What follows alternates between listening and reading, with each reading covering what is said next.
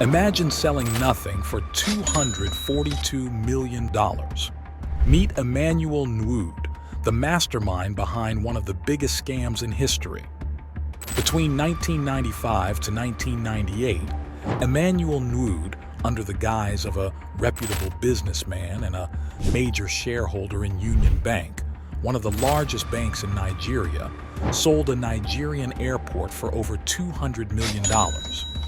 The airport he sold didn't just not belong to him, it didn't exist at all. No planes took off or landed there. No passengers passed through the gate.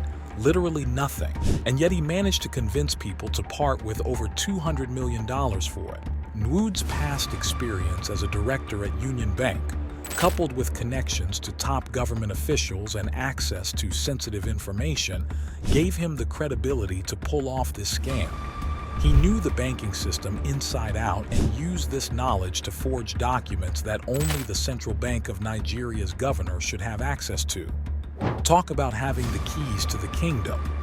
With these documents, Nwude could convince anyone that his airport project was legit. Nwude took his scam further by using the fake documents to impersonate the then CBN governor, Paul Ogwuma. He contacted Nelson Sakaguchi, the manager of Banco Noroeste, a Brazilian bank with a mouth-watering deal. Nwude told Sakaguchi that a new airport was to be built in Abuja, the new capital city of Nigeria, and asked if the bank wanted to invest. The deal was sweetened with a promise of a 10% commission if Sakaguchi provided the initial investment of $242 million. Sakaguchi, seemingly convinced by Nwude's fake documents, charm, and ultimately his own greed, agreed to invest.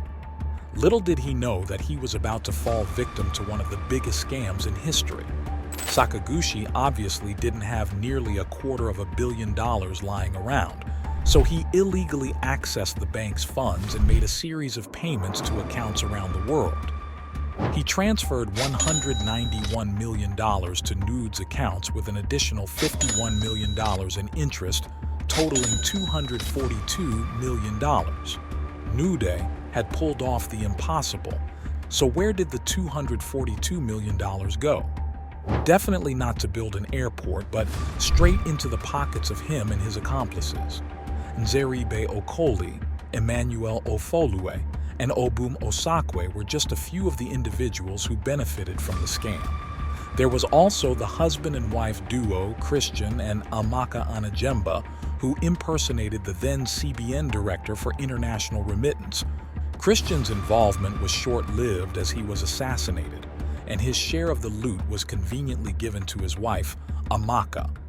Nwude and his accomplices lived the high life, buying homes worldwide, building mansions in their hometowns, and rubbing shoulders with the international elite.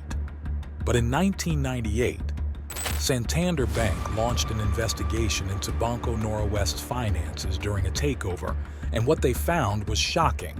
Over $200 million was unaccounted for. The discovery sparked a criminal investigation. The net was closing in on Nwude and his accomplices, and their scheme was about to be uncovered. Nelson Sakaguchi confessed to his role in the scam and was immediately arrested and extradited to Switzerland, where he faced justice for money laundering and other charges. The scandal had a fatal impact on Banco Noroeste. The owners had to pay the missing $242 million, but the damage was already done. In 2001, Banco Noroeste collapsed. Meanwhile, Emmanuel Nwude and his accomplices remained at large, evading authorities. But the hunt was on. Law enforcement agencies were determined to bring them to justice. In 2003, investigators tracked down 2/5 of the missing bank capital to undisclosed accounts in the Cayman Islands. Further investigations by following money and paper trails led them to Lagos, Nigeria. The accounts belonged to Emmanuel Nwude. In June 2003, the Economic and Financial Crimes Commission, EFCC, closed in on Nwude's luxury apartment in Ikoyi, Lagos, Nigeria. Nwude was finally caught, and his lavish lifestyle came to an abrupt end. Or did it? 7 of Nwude's exotic cars were confiscated. While in custody, he tried to bribe the then EFCC chairman, Nuru Ribadu, with $75,000. But Ribadu refused and added more charges to Nwude's growing list of offenses.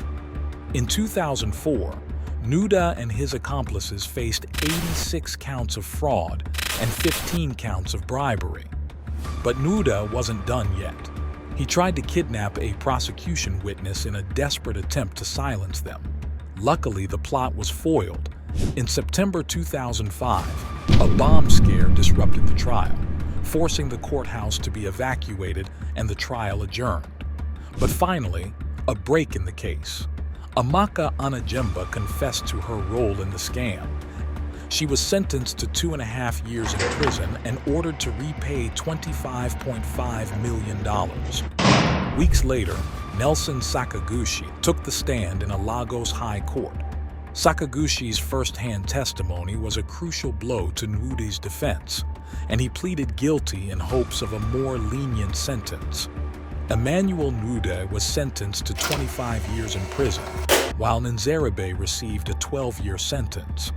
Nwude's assets were confiscated, and he was fined $10 million to be paid to the national government.